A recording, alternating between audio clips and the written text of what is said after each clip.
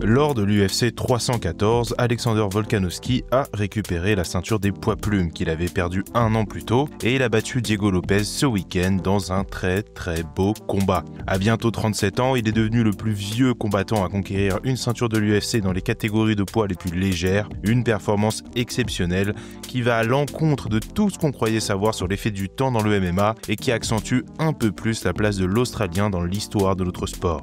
Il n'y a eu que 5 champions incontestés distincts dans l'histoire des poids plumes de l'UFC. Malgré près de 15 ans d'existence, la catégorie des moins de 66 kg est restée un club très exclusif, habitué au règne de longue durée et aux champions extrêmement dominants. À chacun son époque, à chacun sa génération de challengers vaincus et encore plus que les autres catégories, ou du moins que d'autres catégories, la qualité moyenne des champions des poids plumes est assez exceptionnelle.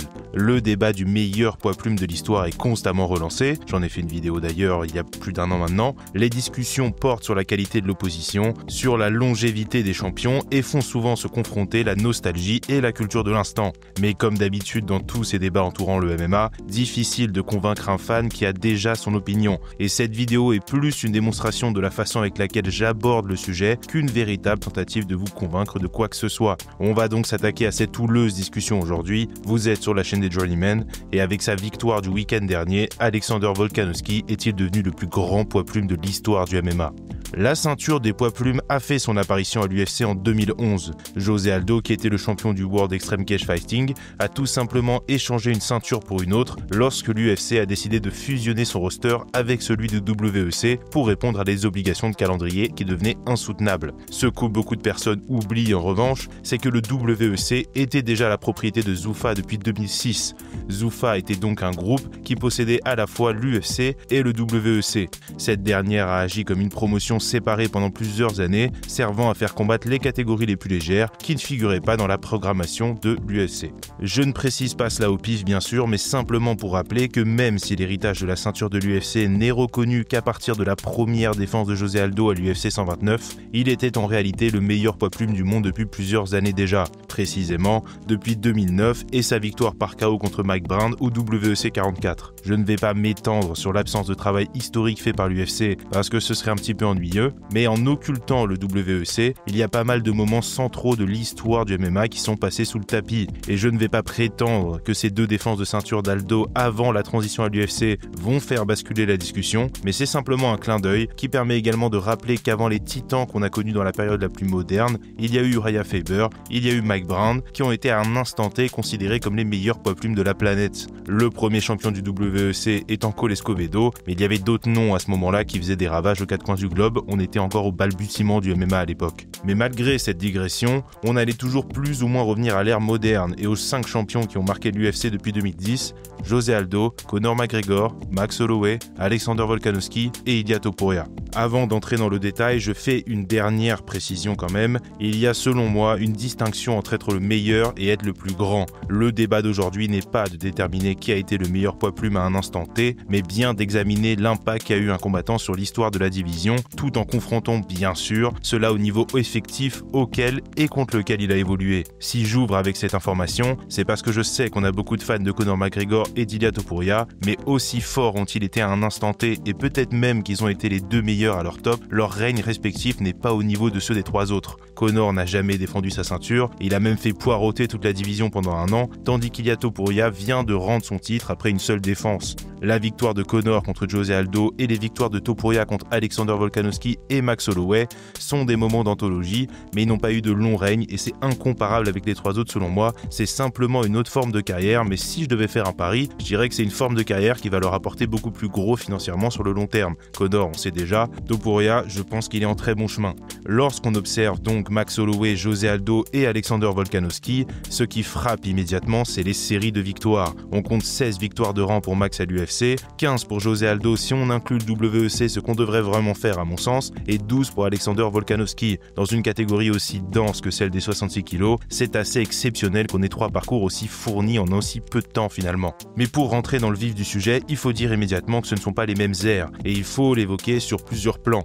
Déjà, le chemin vers la ceinture n'est pas le même. La route qu'a dû emprunter José Aldo jusqu'au titre de WEC n'a pas été très ardue en comparaison des autres champions. Déjà parce qu'il n'y avait pas une très grosse densité de combattants à ce poids-là à l'époque. Ensuite parce que même si les 2/3 des meilleurs étaient au WEC, les meilleurs talents étaient beaucoup plus dispatchés entre les différentes promotions qu'actuellement. Et enfin, parce que le niveau n'était tout simplement pas le même. Avec tout le respect que j'ai pour des mecs comme Chris Michael ou Jonathan Brookins, c'est incomparable avec le standard moderne de la meilleure organisation du monde. Et je suis pour le fait de considérer les choses dans le contexte de l'époque, mais jusqu'à une certaine limite, qui ne doit pas faire oublier à quel point c'est difficile pour un poids plume d'émerger actuellement. C'est une des catégories les plus fournies du roster, à la fois en nombre et en qualité, et c'est incomparable avec ce qu'on avait à l'époque. Et ce sujet de la qualité de l'opposition et de la qualité des rosters nous amène bien sûr à parler des adversaires contre lesquels chacun des champions a défendu sa ceinture ou a accédé à la ceinture.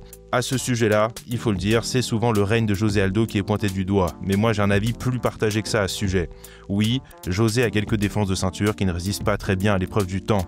C'est le cas de Marco Minic, c'est le cas de Ricardo Lamas, quoi qu'en disent certains, et c'est aussi le cas de Kenny Florian à ce moment-là de sa carrière en tout cas. Mais je trouve que les fans sont généralement durs avec José à ce sujet.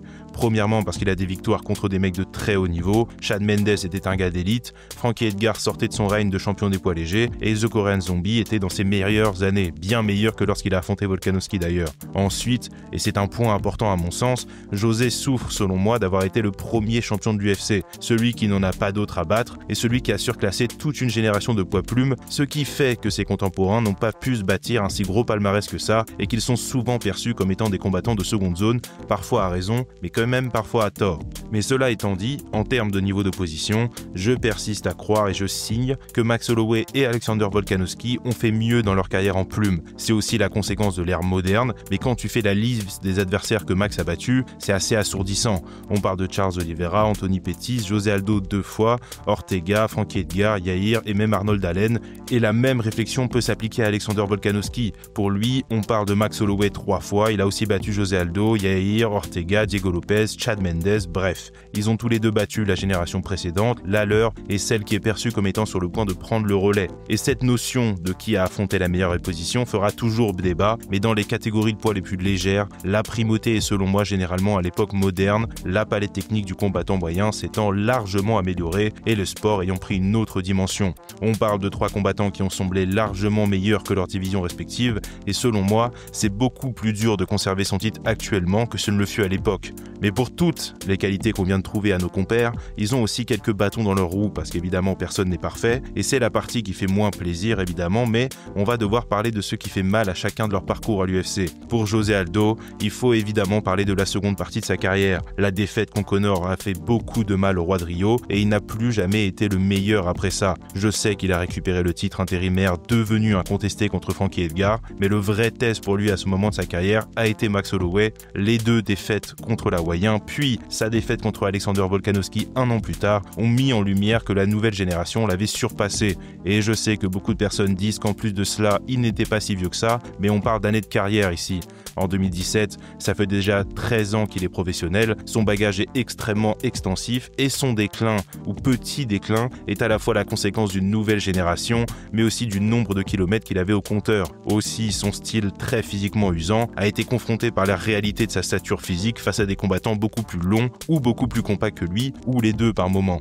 José Aldo n'a d'ailleurs jamais chuté dans les abysses du MMA, comme c'est arrivé à bien d'autres combattants malheureusement, mais il a vu le sport évoluer sous ses yeux, et pour ce qui est de jouer les tout premiers rôles, il a eu du mal à se mettre à la page où il n'a pas pu tout simplement. Max Holloway l'a donc battu par 2 fois et s'est installé comme la nouvelle figure de proue de la division, mais il y a bien sûr des trucs à redire sur son parcours aussi. On pourrait commencer par évoquer cette défaite contre Topuria l'année dernière, mais ce qui est d'autant plus important pour la discussion que l'on a actuellement, c'est évidemment ces 3 défaites contre Alexander Volkanovski. On pense ce qu'on veut de la décision de leur second combat, j'ai moi-même mon avis là-dessus, mais leur 3e affrontement a mis fin à tous les doutes possibles. La performance de Volkanovski à l'UFC 276 est l'une des plus abouties de l'histoire du MMA à mon sens, un beau KO est évidemment très impressionnant, mais contre un menton que tout le monde pensait imbrisable à l'époque, l'Australien n'aurait pas pu mieux faire que ce soir-là. Évidemment, Volkanovski a aussi subi la loi d'Ilia Topuria l'année dernière, et je sais que beaucoup de personnes disent que c'est parce qu'il revenait revenait d'un KO, qu'il n'aurait pas dû combattre aussitôt, mais même si je pense que son menton n'est plus ce qu'il était, le premier round a montré que c'était toujours Volkanovski, qu'il était toujours aussi efficient techniquement, il s'est simplement fait attraper par Topuria et il faut parfois regarder les choses pour ce qu'elles sont.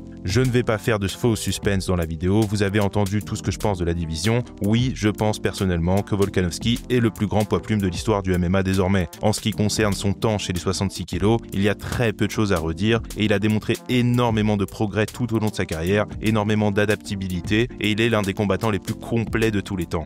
Revenir à 36 ans, après 2 défaites par KO et proposer ce genre de performance contre un jeune combattant comme Diego Lopez, c'est extrêmement impressionnant. La loi du temps a toujours été plus cruelle dans les divisions les plus légères, là où la compétition est plus dense, là où les combattants semblent devenir meilleurs constamment et où émerger de nouveau semble presque impossible. En ce qui concerne sa place dans l'histoire, je pense qu'il sera toujours considéré comme l'un des meilleurs combattants tout court et que le temps fera son œuvre, comme il l'a fait avec un mec comme José Aldo qui a certes toujours été très respecté, mais dont le temps en tant que champion est aussi transcendé par le fait que les fans modernes se rendent compte désormais de la difficulté de rester au sommet aussi longtemps dans ce genre de division. Je vais finir cette vidéo avec un petit bémol quand même sur Volkanovski, même si j'en ai déjà parlé plusieurs fois, j'ai peur que son menton soit un peu fragile maintenant. J'imagine ça à la façon dont il a réagi à quelques frappes le week-end dernier, il y a bien sûr les 2 KO qu'il a pris l'année dernière, et j'espère de tout mon cœur que s'il venait à perdre quelques combats à l'avenir, il ne ferait pas l'erreur de rester trop longtemps dans l'octogone, et je le dis parce que toutes les déclarations qu'on a de lui publiquement nous laissent quand même sous-entendre qu'il est très addict au combat, si j'ose dire. Enfin bref, voilà pour aujourd'hui, voilà mon avis sur ce grand débat, et c'est tout le débat qui de toute façon ne trouvera grâce aux yeux de personne. J'espère en tout cas que tout le monde a passé un bon week-end en regardant l'UFC 314, j'espère que vous allez tous bien, et nous on se reparle bientôt. C'était les Journeymen, et à la prochaine les gars.